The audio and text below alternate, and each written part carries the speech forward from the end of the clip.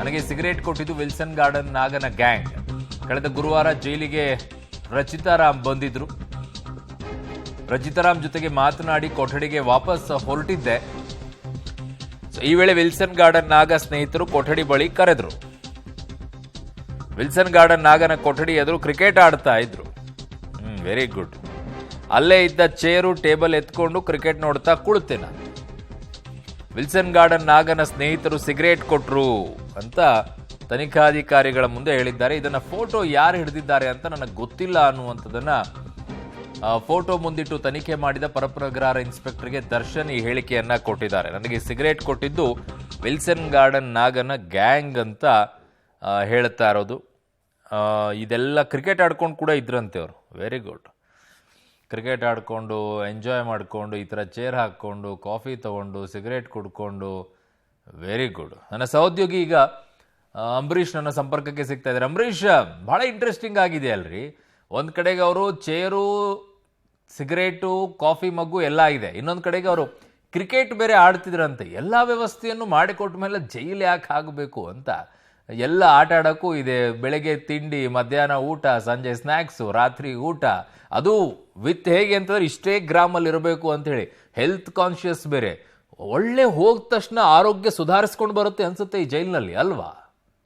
ಅರುಣ್, ಜೈಲಲ್ಲಿ ಏನು ಬೇಕಾದರೂ ಹಣ ಕೊಟ್ಟರೆ ಸಿಗ್ತದೆ ಅಂತ ಹೇಳಿದ್ರೆ ಎಲ್ಲವೂ ಸಹ ಒಂದೊಂದೇ ಬಟ್ಟಾ ಬಯಲಾಗ್ತಾ ಇದೆ. ಅದರಲ್ಲೂ ಸಹ ವಿಲ್ಸನ್ ಗಾರ್ಡನ್ ನಾಗ ಮತ್ತು ದರ್ಶನ್ ಕುಳಿತುಕೊಂಡಿರುವಂಥ ಫೋಟೋ ವೈರಲ್ ಆಗದ ಹಿನ್ನೆಲೆ ಏನು ಪರಪ್ನಗರ ಪೊಲೀಸ್ ಠಾಣೆಯಲ್ಲಿ 3 ಪ್ರಕರಣ ದಾಖಲಾಗ್ತದೆ. ಅದರಲ್ಲಿ 2 ಪ್ರಕರಣದಲ್ಲಿ A1 ಆರೋಪಿಯಾಗಿ ದರ್ಶನ್ ಇರುವಂಥದ್ದು.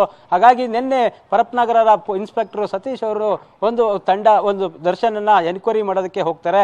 ಆ ಸಮಯದಲ್ಲಿ ಕಳೆದ 22ನೇ ತಾರೀಕು ನಟಿ ರಚಿತಾರಾಮ್ ಅವರು ನನ್ನ ಭೇಟಿಗೆ ಬಂದಿದ್ರು. ಹಾಗಾಗಿ ನಾನು ಆ ರಚಿತಾರಾಮ್ ಅವನ್ನ ಭೇಟಿ ಮಾಡಿ ವಾಪಸ್ ಬರಬೇಕಾದ್ರೆ ವಿಲ್ಸನ್ ಗಾರ್ಡನ್ ನಾಗ ಮತ್ತು ಅವರ ಸ್ನೇಹಿತರು ಅಲ್ಲಿ ಕುಳಿತಿದ್ರು, ಚೇರ್ ಹಾಕೊಂಡು ಅವರು ಕುಳಿತಿದ್ರು. ಹಾಗಾಗಿ ನನ್ನ ಕರೆದಾಗ ನಾನು ಅಲ್ಲಿ ಚೇರ್ ಹಾಕೊಂಡು ಕುಳಿತುಕೊಂಡೆ.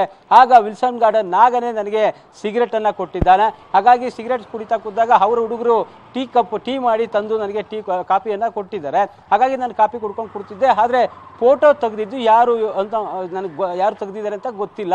ಹಾಗಾಗಿ ಯಾವುದೇ ಕಾರಣಕ್ಕೂ ನನಗೆ ಅದಕ್ಕೆ ಸಂಬಂಧ ಇಲ್ಲ. ನನ್ನ ಪಾಡಿಗೆ ನಾನು ಕೊಠಡಿಗೆ ಹೋಗ್ಬೇಕಾದ್ರೆ ಆ ವಿಲ್ಸನ್ನಾಗ ಕರ್ದ ಅಂತೇಳಿ ನಾನು ಒಳಗಡೆ ಅಲ್ಲಿ ಕೂತ್ಕೊಂಡಿದ್ದೆ. ಅಲ್ಲಿ ಪಕ್ಕದಲ್ಲೇ ಕ್ರಿಕೆಟ್ ಆಡ್ತಾ ಇದ್ರು. ಸೊ ಹಾಗಾಗಿ ನೋಡಿಕೊಂಡು ಸ್ವಲ್ಪ ಹೊತ್ತು ಅಲ್ಲಿ ಕುಳಿತಿದ್ದೆ. ಆದರೂ ಹೊರತುಪಡಿಸಿದ್ರೆ ನನಗೆ ಏನು ಬೇರೆ ಮಾಹಿತಿ ಗೊತ್ತಿಲ್ಲ ಅಂತ ತನಿಖಾಧಿಕಾರಿಗಳ ಮುಂದೆ ಹೇಳಿರುವಂಥದ್ದು. ಎಲ್ಲ ಒಂದು ಕಡೆಗೆ ದರ್ಶನ್ ಮಾತುಗಳು ನೋಡ್ತಾ ಇದ್ರೆ ಒಂದು ಜಾಣ ರೀತಿಯಲ್ಲಿ ಒಂದು ಉತ್ತರವನ್ನ ಕೊಡ್ತಾ ಇದ್ದಾರೆ. ಜೊತೆಗೆ ಇದಕ್ಕೂ ನನಗೆ ಸಂಬಂಧನೇ ಇಲ್ಲ ಅನ್ನೋ ರೀತಿಯಲ್ಲಿ ಮಾತಾಡ್ತಾ ಇರೋಂಥ ಹೇಳಿಕೆಗಳು ಬರ್ತಾ ಇದ್ದಾವೆ. ಅಂದ್ರೆ ಈಗಾಗಲೇ ತನಿಖಾ ತಂಡ ಸಂಪೂರ್ಣವಾಗಿ ಪ್ರತಿಯೊಂದು ಇಂಚಿಂಚು ದರ್ಶನ್ ಅಲ್ಲಿಗೆ ಯಾಕೆ ಬಂದ ಮತ್ತು ಅಲ್ಲಿದ್ದಂಥ ಚೇರು ಮತ್ತು ಟೇಬಲ್ ಇರ್ಬೋದು ಅಥವಾ ಟೀ ಕಪ್ ಇರ್ಬೋದು ಅಥವಾ ಸಿಗರೇಟ್ ಇರ್ಬೋದು, ಇವೆಲ್ಲವನ್ನು ಯಾರು ತಂದು ಕೊಟ್ಟರು ಮತ್ತು ಆ ಮೊಬೈಲ್ ಫೋಟೋ ತೆಗೆದಿದ್ದು ಯಾರು, ಅದ್ರ ಬಗ್ಗೆಯೂ ಸಹ ಸಂಪೂರ್ಣ ಒಬ್ಬೊಬ್ಬರ ಹತ್ರನೂ ಸಹ ಒಂದೊಂದು ಹೇಳಿಕೆಯನ್ನು ಪ್ರಶ್ನೆಗಳನ್ನು ಕೇಳಿ ಉತ್ತರವನ್ನು ಪಡೆಯುವಂಥ ಕೆಲಸ ಪೊಲೀಸರು ಮಾಡ್ತಾ ಇದ್ದಾರೆ. ಆದರೆ ಈ ಹೇಳಿಕೆಗಳಲ್ಲಿ ದರ್ಶನ್ ಯಾರ ಬಗ್ಗೆನೂ ಕೇಳಿದ್ರು ಸಹ ನನಗೆ ಯಾರು ಅಂತ ಗೊತ್ತಿಲ್ಲ ಅನ್ನೋ ಮಾತುಗಳನ್ನು ಹೇಳಿ ಅಲ್ಲಿಂದ ಅಂದರೆ ತಪ್ಪಿಸ್ಕೊಳ್ಳೋ ರೀತಿಯಲ್ಲಿ ಮಾತಾಡ್ತಾ ಇದ್ದಾರೆ ಅಂತೇಳಿ ಈಗ ಪೊಲೀಸರ ಮುಂದೆ ಪೊಲೀಸ್ ಮಾಹಿತಿ ಲಭ್ಯ ಆಗ್ತಾರಂಥದ್ದು. ಅರುಣ್, ಓಕೆ, ಇದು 1 ವರ್ಷನ್ ಆಯ್ತು. ದರ್ಶನ್ ವರ್ಷನು ನಾಗ ಏನ್ ಹೇಳ್ತಾನೆ ಅದು ಇಂಪಾರ್ಟೆಂಟ್ ಅಲ್ವಾ? ಹೆಂಗ್ ಸಿಕ್ತು, ಚೇರಲ್ಲಿ ಹೆಂಗಾಯ್ತು, ದರ್ಶನ್ ಮೀಟ ಹಾಕಿ ಹೆಂಗಾಯ್ತು, ಇದೆಲ್ಲದಕ್ಕಿಂತ ಇಂಪಾರ್ಟೆಂಟ್ ಅಂಬರೀಷ್. ಆ ಕುಳ್ಳ ಸೀನಾ ಶಿಕ್ಷೆಗೆ ಒಳಪಟ್ಟಿರೋನು, ಅವನು ವಿಚಾರಣಾಧೀನ ಕೈದಿ ಅಲ್ಲ. ಅವನು ಹೇಗೆ ಇಲ್ಲಿಗೆ ಬಂದಂತೆ ಆ ವಿಚಾರದಲ್ಲಿ ಯಾಕೆ ಮಾತನಾಡ್ತಾ ಇಲ್ಲ? ಪೊಲೀಸರು ಮಾಧ್ಯಮಗಳಿಗೆ ದಾರಿ ತಪ್ಪಿಸೋ ಕೆಲಸ ಮಾಡ್ತಾ ಇದ್ದಾರಾ, ಏನ್ ಕತೆ? ಅರುಣ್, ನಿಜವಾಗ್ಲೂ ಕುಳ್ಳ ಸೀನಾ ಇರ್ಬೋದು. ಕುಳ್ಳ ಸೀನಾ ಬಂದು ಒಬ್ಬ ಸಜಾಬಂದಿ. ಇಲ್ಲಿ ವಿಚಾರಣಾಧೀನ ಕೈದಿಗಳು ಇರುವಂಥದ್ದು. ಈ ಕಡೆಗೆ ಏನು ಈಗ ವಿಲ್ಸನ್ ಗಾರ್ಡನ್ ನಾಗನೂ ಸಹ ವಿಚಾರಣಾ ಕೈದಿ ಮತ್ತು ಅವರ ಸಹಚರರು ಒಂದು ವಿಚಾರಣಾಧೀನ ಕೈದಿ ಆಗಿರುವಂಥದ್ದು. ಇತ್ತೀಚೆಗಷ್ಟೇ ಸಿದ್ದಾಪುರ ಮಹೇಶನ ಕೊಲೆ ಪ್ರಕರಣದಲ್ಲಿ ಜೈಲು ಪಾಲಾಗಿದ್ದಂತಹ ವಿಲ್ಸನ್ ಗಾರ್ಡನ್ ನಾಗ ಮತ್ತು ಅವರ ಸಹಚರರು.